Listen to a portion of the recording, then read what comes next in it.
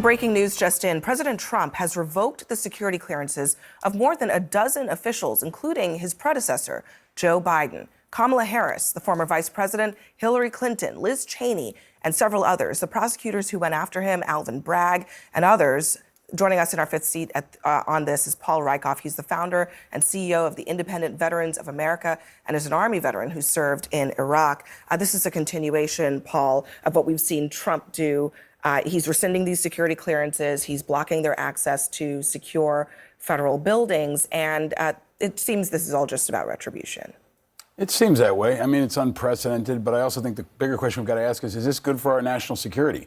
Is it good to have a current president locking out the former president? And I think it just deepens a divide that exists between the last administration and this one, which at the end of the day, if you put partisanship aside, I don't think is good for our national security. And I think that's the prism we have to look at everything through this week, where we talk about Elon Musk, we talk about the cuts at the Pentagon, we talk about the trans purge that's going on. All of it has to be seen beyond the partisanship and about what's most urgent for our national security and how it impacts things like the morale of our troops, the morale of our intelligence personnel, the morale of our FBI. That does matter. And I think the ongoing chaos is maybe the thing that I want to underscore. Chaos is not good for our national security. Our enemies celebrate chaos, and every 10 minutes or so, we've got a new reason to have chaos. All right, guys, so we got to talk about President Trump revoking the national security clearances of the Biden crime family and Kamala Harris, plus a bunch of other Democrat Party operatives who make money, who grift off having access to these security clearances because there are certain firms that will employ them due to the fact that they have this type of access and information. Even though, to me, in my opinion, a lot of these people don't need these security clearances, okay? They don't need access to the information that they're able to get, okay? And again, this is really just another grift. This is how the DC swamp works, okay? You give your friends and your buddies security clearances for them to make money, right? Even though, in my opinion, they don't need it, okay? And you have the mainstream liberal media and Democrat operatives boo-hoo, whining, and crying about President Trump ending their grift. Like, for example, Norm Einstein, who has waged lawfare against President Trump. I mean, this guy is basically behind a significant amount of the lawsuits that are being waged against the Trump administration. And before he got in office as well, too. This guy is full-blown Trump deranged, and he lost his mind on CNN after President Trump took away his security clearance, which, again, he was using to basically fight the president via lawfare. There. And Norm, I mean, you're involved in multiple cases challenging the administration. We mentioned your security clearance getting pulled. But by the way, does anyone notify you, or did you just hear that through Tulsi Gabbard's, announcement? My phone started blowing up. Look at Tulsi Gabbard's tweet. And Anderson, President Trump had said he was going to do this several weeks ago, right after we secured a court order in one of our cases at Democracy Defenders, protecting thousands of FBI agents from retaliation for working on January 6 cases. So you really have to see this as a kind of a backhanded compliment. We're working on over a dozen cases, and we've gotten those orders in many of the cases in response to illegal behavior by the administration. And this is more retaliation. Plenty of lawyers are going to stand up to it. And Aaron, in terms of the retaliation, it's revoking security clearances. What else? There are also firms that work with big companies that have government contracts, and Trump is asking to investigate those government contracts and potentially revoke them. Which wow, so not related to the case they're working on, just any government contract this firm may have. Right. I mean, if you read the executive orders, it's very clear that the firms are being targeted, not the work they're doing necessarily. Even the one about Jack Smith is about the firm being the problem. Wow. And the second was much more sweeping. It called for investigations into DEI practices, revoking of government contracts. You mentioned access to federal buildings. It's written a little broadly, so it's not clear if that means federal courthouses.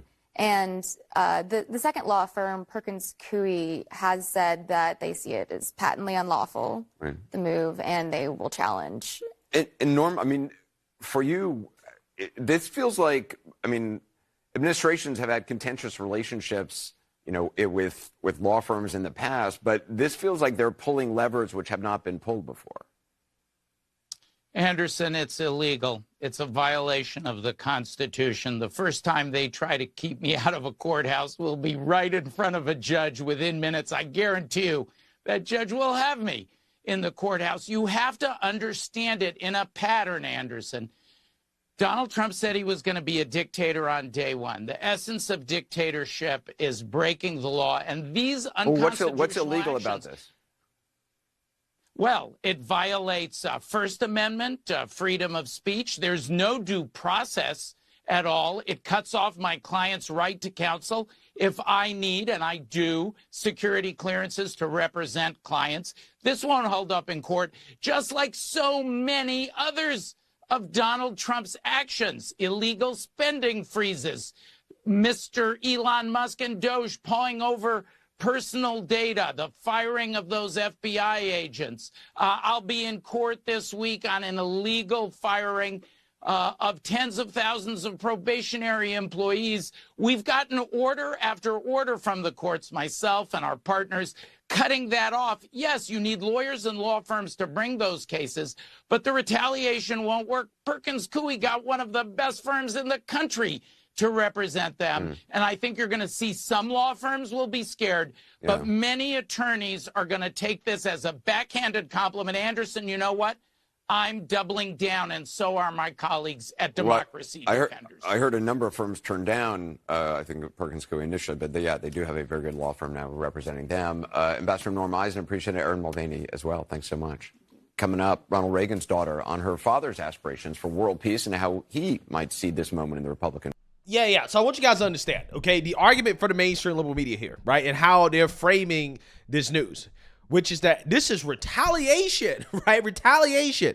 And President Trump is not supposed to retaliate, okay? Democrats and liberals are supposed to be able to do anything that they want to the president, including trying to throw him in jail, to smear him 24/7, okay? The president was almost assassinated, okay? And likely it was done by some liberal or, some sympathizer for the Democrat Party. Who knows who's actually really behind it? But I'm just saying that the Democrats, it's okay for them to put the president through hell, okay, for 10 years straight. But if the president retaliates, though, that's wrong, right? That's terrible. The president shouldn't retaliate against the Democrats, right? Even though President Trump is just doing to them what they did to him, okay? That's what's happening, okay? But again, that's not the way that this conversation is framed in the media, right? For whatever reason, they think that President Trump is supposed to just turn the other cheek and just forget about it, right? Just forget about the fact that they tried to lock you up and throw away the key. Just forget about all that, right? Forget about the fact that they went out of their way to basically do anything they could to stop the man from running for president again, right? Yeah, just forget about it, right? Let's just move on. And it's like, it's not how the world works, okay? President Trump also revoked Secret Service protection for Hunter Biden and Ashley Biden. Joe Biden basically is using taxpayer dollars to protect his old family. And President Trump is saying, no. Not only do they not need Secret Service protection, Joe Biden doesn't need any type of presidential briefing or anything like that, right? He's too old to know what's going on anyways. And on top of that, he can't be trusted, right? Can Biden really be trusted with that type of information, considering how this is the same guy that leaked classified information to his ghostwriter so that he can make millions of dollars from a book that nobody read, right? I'm just saying, I don't think he's a guy that can be trusted with sensitive information. So, hey, it is what it is. And Scott Jennings is going to school this CNN anchor on President Trump revoking these security clearances and why it is a completely and 100% justified. When it comes to the Bidens, given the family's long history of influence peddling and dealings with shady people overseas, I think cutting them off from national security information is frankly a pretty good idea. That's number one. Number two, some of these people and their affiliates and the people they're associated with at the upper reaches of the Democratic Party have proven time and again that they are willing to abuse their adjacency to national security information for political purposes. We all remember the 51 intelligence people who signed the Hunter Biden laptop letter, for instance. And so I think what Donald Trump is doing is sending a strong message. No longer are people like this who float in and out of government going to be able to abuse their national security access for political purposes. And let me just tell you something. What goes around comes around, because as David just said, they cut off Donald Trump in 2021. You want to play the game? Now you got to play it when you're on the other side of the field. Is there a logical end to the tit for political tat? Is this where it ends? Look, it'll come to an end when Democrats who go in and out of government stop abusing their access to and adjacency to national security information for political purposes. I mean, there is no doubt that the top reaches of the Democratic Party have used their adjacency and access to this information, and then the fact that people know they have that access, they use that as credibility to then make political arguments against people they don't like, such as Donald Trump. They use that credibility to try to get the news media to report things that they say, such as the Hunter Biden laptop letter. There is a rational basis, Elliot, for doing this, and it's to put a stop to people using this kind of imprimatur for political reasons. So it'll come to an end when people stop abusing this kind of access. And one more issue, I just think far too many people in Washington have this kind of clearance anyway. And many people in both parties have acknowledged there's too many people with security clearances. Maybe this will start a conversation about ratcheting down the number of people who have access to this kind of information. Let's talk about Norm Eisen and Mark Zaid, who are both attorneys, colleagues of ours as well. And they are among the attorneys are on this list of those who have their access revoked. They have been prominent critics of the president. They're more than just vocal critics. These are not people who just occasionally pop up and exercise their free speech rights. I mean, Norm is one of the most detestable people I've ever met in this business, and he is like one of the principal architects of the lawfare against Donald Trump. So if I were the president of the United States, you're damn right.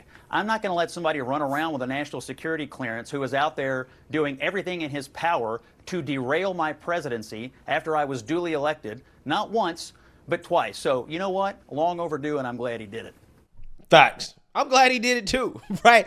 I am very happy that he did it. None of these people should have national security clearances.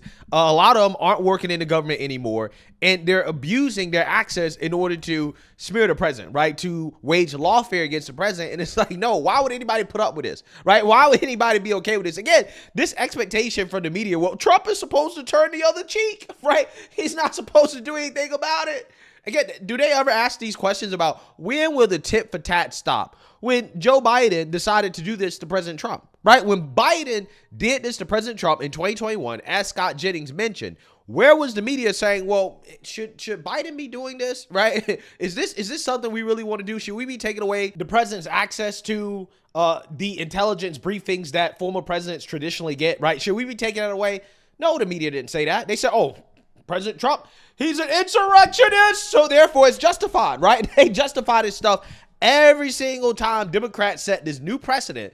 They justify it, and then they turn around and they boo-hoo, whine, and cry when President Trump or a Republican uses that precedent that they set to give the Democrats a taste of their own medicine, right? This is the same media that was boo-hoo, whine, and crying when Democrats face punishment for their unruly behavior, okay, in Congress. But these are the same people who were justifying the Democrats going after Marjorie Taylor Greene and other Republicans, right? For things that they said before they were even in office, right? But again, they were cheering it on. But when Republicans give Democrats a taste of their own medicine, now all of a sudden, oh, you're going too far, right? You shouldn't retaliate. Okay, just turn the other cheek. Just take it, right? You're supposed to just take it and be the better person, right? You're supposed to be above it all, okay? You're supposed to do what Michelle Obama claims that Democrats are supposed to do, right? You're supposed to go high when they go low. No.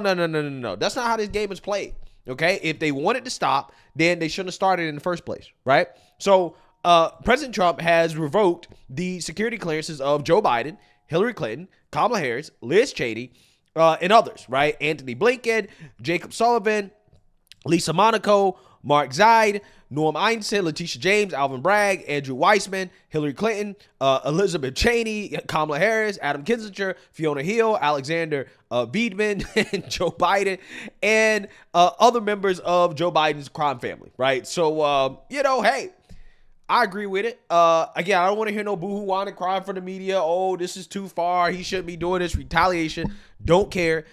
They should have been crying about this when Democrats started it. So let me know what you guys think. Make sure you like, comment, and subscribe. Most importantly, share a Black conservative perspective. Peace.